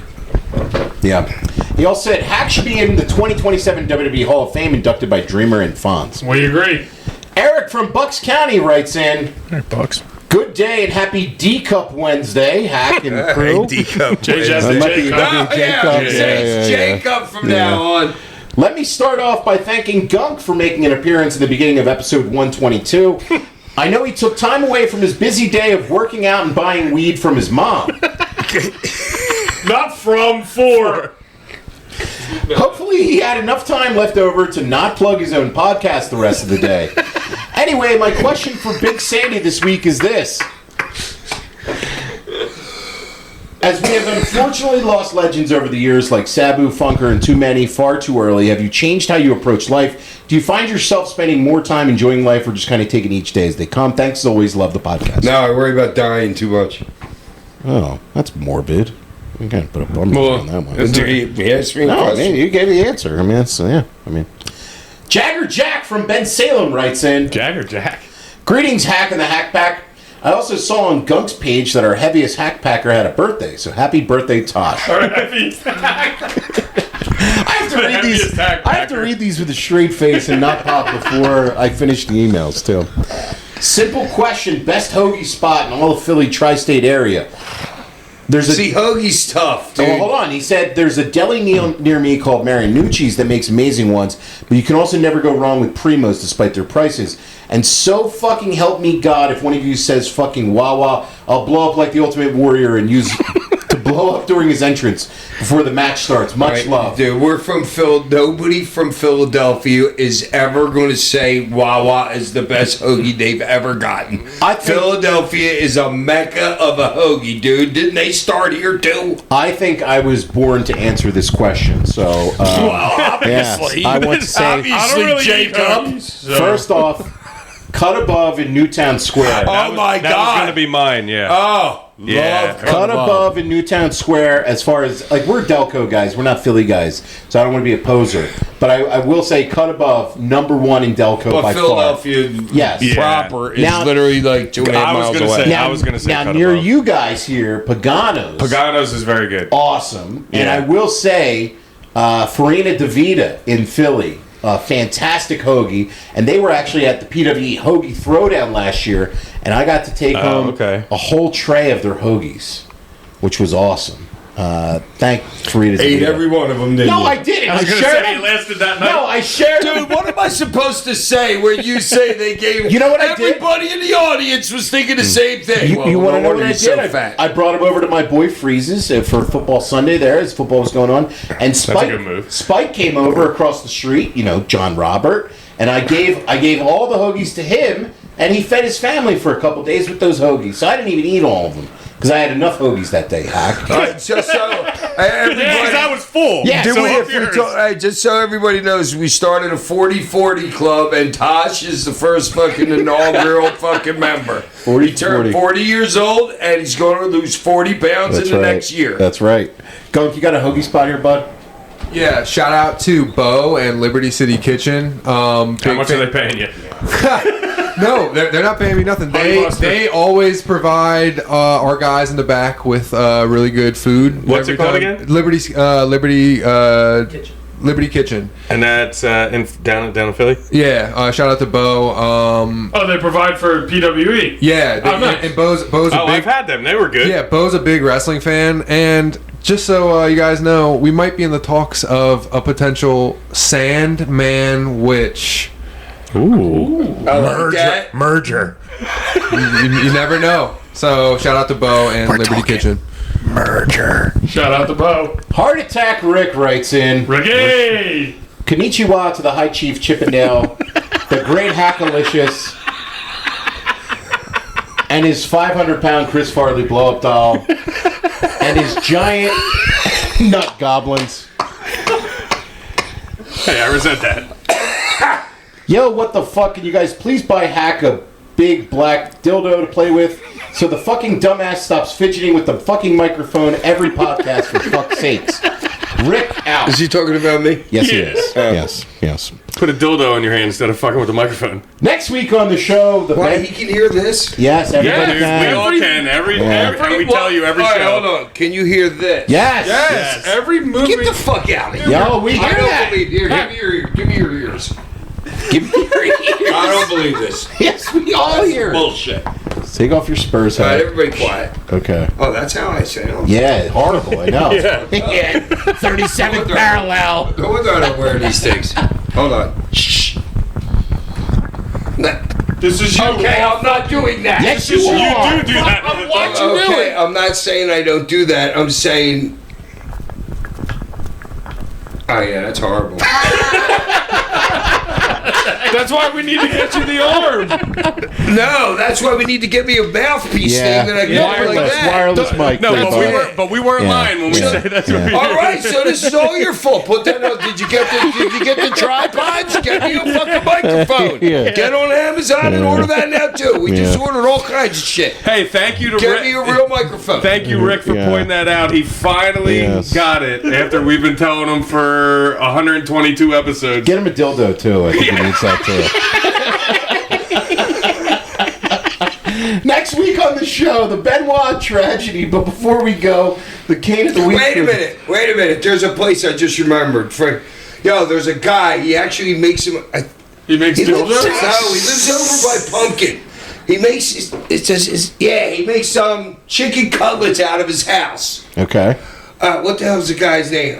Coco, beware. Rob, the Cutlet King of Delco. Okay. That's the dude. So you live in Delco, go get a hold of him. Go to robthecutletkingindelco.com. I knew that was coming. It's the worst. You think you're hardcore? There is no Go way. see Rob the Delco Cutlet King. There is no way that's correct.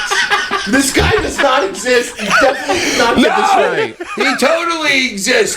But Pumpkin, all right, listen, Pumpkin's my daughter. I can't believe this all worked in. She told me that there's this guy who makes the greatest chicken cutlets out of his house. And she eats them, So, and Does he's he a put huge roofies in 'em, and too? he's a huge Sandman fan. Okay. So she goes, he'll give me free sandwiches for the rest of my life if you cut a promo for him. She told me this like a week ago. You think you're hardcore? Yeah. You're extreme? Well, no, we just did the promo for him. Wow, thank you. I cannot wait to take some of these cutlets. So what's his name? Bob? Oh yeah, we gotta have him send some of them before the show next week or something, and Yeah. then we'll get a real So review. it's Bob the Cutlet King? Yeah. Is it Bob? Cutlets owned and operated by Bob the Cutlet King in Delco. Bob the Okay. Cutlet King in Delco. Toast All to right, the if you're week. listening. Go ahead up, Bob, people.